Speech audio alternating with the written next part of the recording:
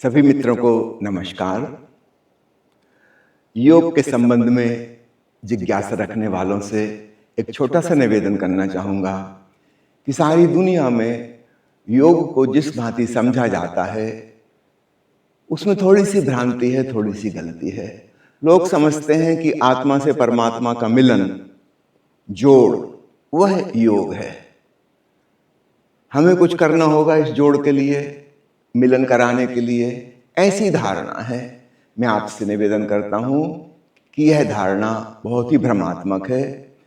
आत्मा परमात्मा जुड़े ही हुए हैं। व्यक्ति समष्टि का हिस्सा है। हम अलग थलग नहीं है इस ब्रह्मांड से, इस अस्तित्व से।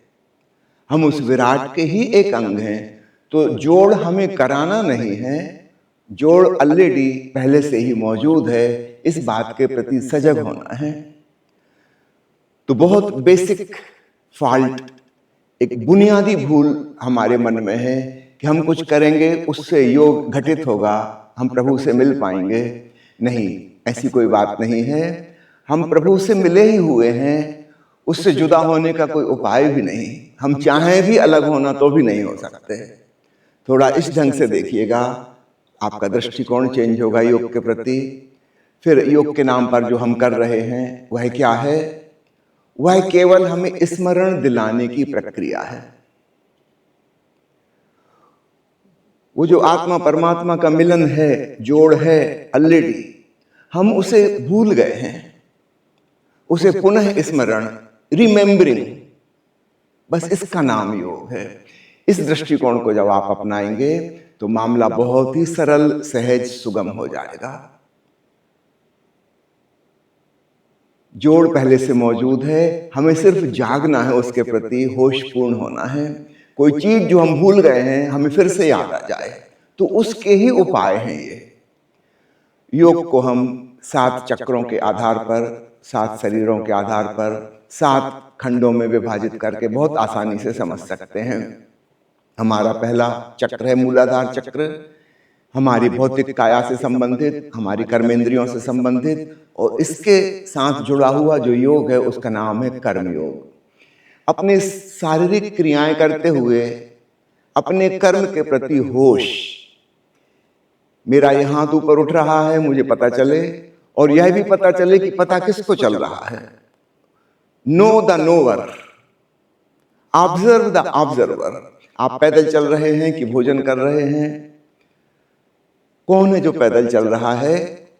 शरीर, पैरों की गति, हाथों की गति हो रही है। और कौन है यह जो जान रहा है? उसके प्रति जागें तो आप पाएंगे आप परमात्मा में प्रवेश कर गए। तो कर्म योग पहला द्वार है। दूसरा द्वार स्वाधिष्ठान चक्र से संबंधित है, जो हमारी इंद्रियों को संचालित करता है। इससे संबंधित है तंत्र योग। इसमें इंद्रियों की संवेदनशीलता बढ़ाई जाती है। सामान्यतः हमारी इंद्रियां केवल बाहर के जगत के प्रति सेंसिटिव हैं। यदि हम इनकी संवेदनशीलता को बढ़ाएं, मजबूत करें, तो धीरे धीरे हमारे भीतर अतीन्द्रिय क्षमता पैदा हो जाती है।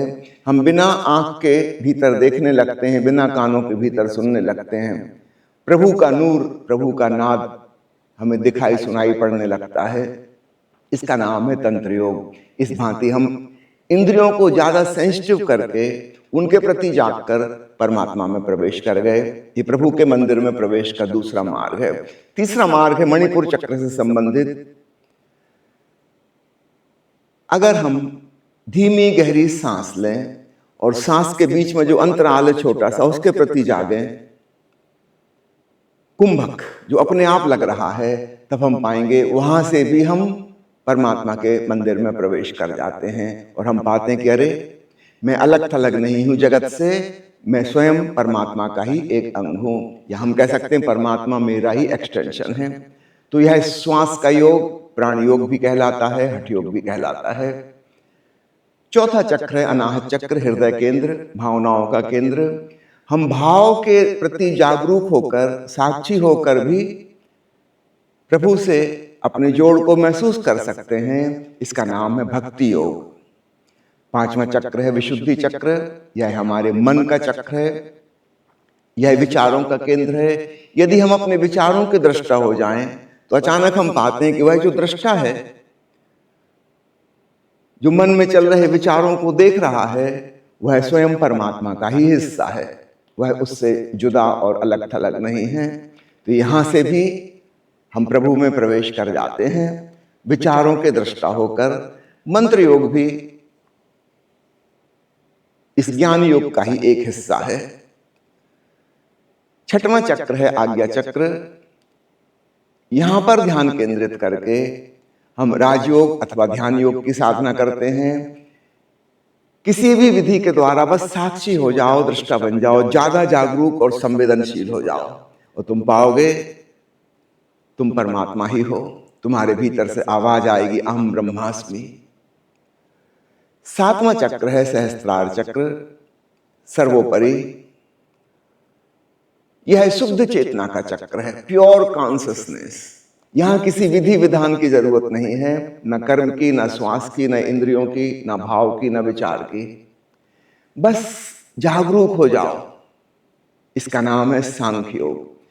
तो प्यारे मित्रों, 7 खंडों में हम योग की साधना को बांट सकते हैं। पुनः स्मरण दिला दूं, योग पहले से ही मौजूद है।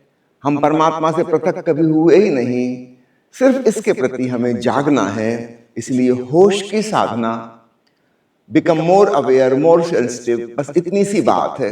अब किस चीज के प्रति आप सेंसिटिव होते हैं?